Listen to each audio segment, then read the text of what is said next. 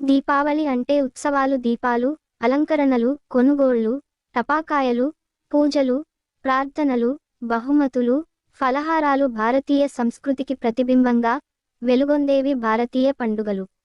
వాటిలో ఆనంద ఉత్సాహాలతో జాతి, కుల, మత, వర్గ విభేదాలను విస్మరించి సమైక్యంగా జరుపుకునే పండుగే దివ్య దీప్తుల దీపావళి. జగతిని జాగృతం చేసే చైతన్య దీప్తుల శోభావళి.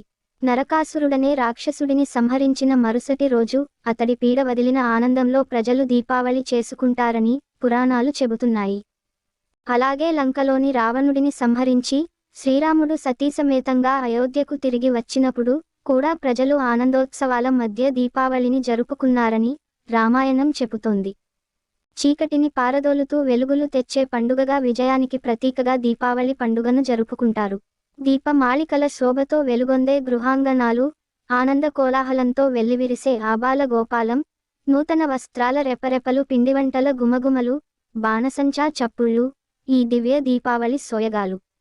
ఈ పండుగ ప్రతి ఏటా ఆశ్వయుజ అమావాస్య రోజున వస్తుంది.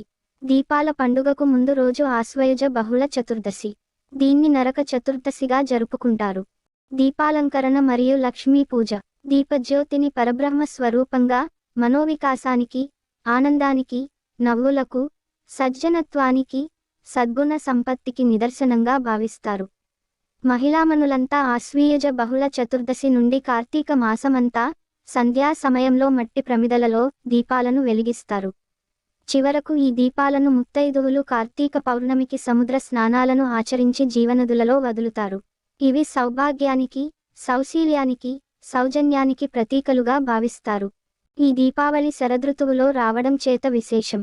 మనోనిశ్చలతకు, సుఖశాంతులకు అనువైన కాలమిది. దీపాల పండుగ అయిన దీపావళి రోజున మహాలక్ష్మీ పూజను జరుపుకోవడానికి ఓ విశిష్టత ఉంది. పూర్వం దుర్వాస మహర్షి ఒకమారు దేవేంద్రుని ఆతిథ్యానికి వచ్చి ఒక మహిమాన్వితమైన హారాన్ని ప్రసాదించాడు. ఇంద్రుడు దానిని తిరస్కార భావముతో తన వద్దనున్న ఐరావతం అను ఏనుగు మెడలో వేస్తాడు. అది ఆ హారాన్ని కాలితో తొక్కివేస్తుంది. అది చూచిన దుర్వాసనుడు ఆగ్రహము చెంది దేవేంద్రుని శపిస్తాడు. తత్ఫలితంగా దేవేంద్రుడు రాజ్యమును కోల్పోయి సర్వసంపదలు పోగొట్టుకుని దిక్కుతోచక శ్రీహరిని ప్రార్థిస్తాడు. ఈ పరిస్థితిని గమనించిన శ్రీ మహావిష్ణువు దేవేంద్రుని ఒక జ్యోతిని వెలిగించి దానిని శ్రీ మహాలక్ష్మీ స్వరూపంగా తలచి పూజించమని సూచిస్తాడు. దానికి తృప్తి చెందిన లక్ష్మీదేవి అనుగ్రహంతో తిరిగి త్రిలోకాధిపత్యాన్ని, సర్వసంపదలను పొందాడని పురాణాలు చెబుతున్నాయి. ఆ సమయంలో శ్రీ మహావిష్ణువు చెంతనే ఉండే మహాలక్ష్మీదేవిని ఇంద్రుడు ఇలా ప్రశ్నించాడు. తల్లి, నీవు కేవలం శ్రీహరి వద్దనే ఉండటం న్యాయమా? నీ భక్తులను కరుణించవా అంటాడు.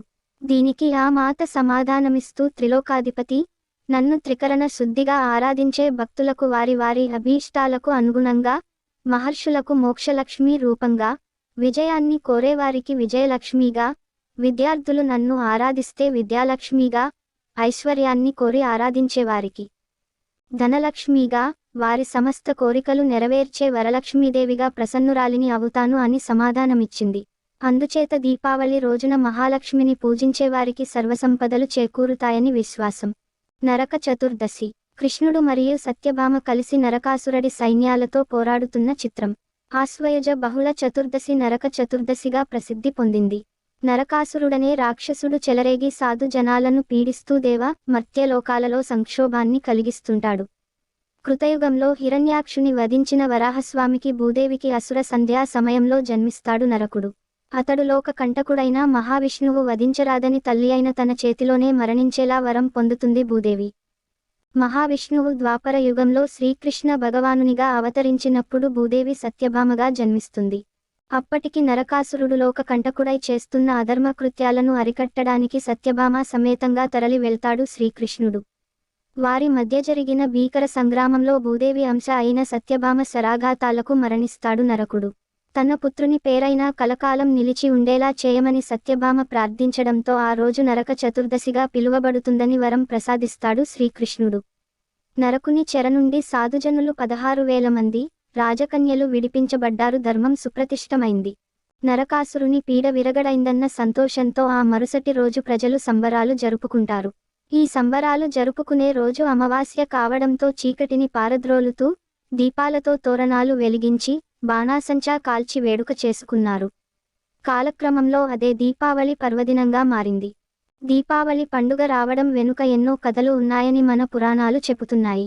ముఖ్యంగా రామాయణం, భారతం మరియు భాగవతాలను చదివితే మీకు ఆ కథలు తెలుస్తాయి. రామాయణం గురించి మీరు వినే ఉంటారు.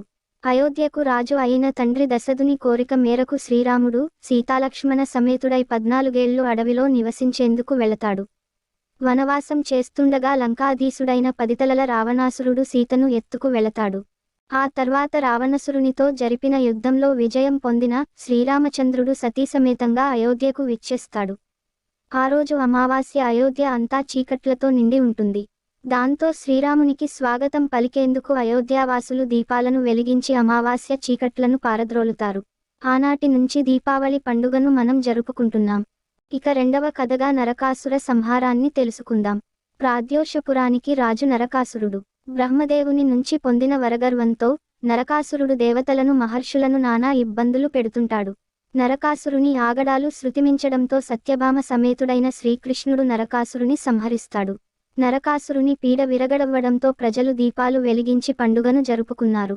ఆ పరంపర నేటికీ కొనసాగుతున్నది. మూడవ కథగా పాలసముద్రం నుంచి శ్రీమహాలక్ష్మీదేవి ఉద్భవించిన వృత్తాంతాన్ని తెలుసుకుందాం. మరణాన్ని దరిచేరని అమృతం కోసం దేవతలు, దానవులు పాలసముద్రాన్ని చిలుకుతుండగా ఈ రోజు లక్ష్మీదేవి ఉద్భవించింది.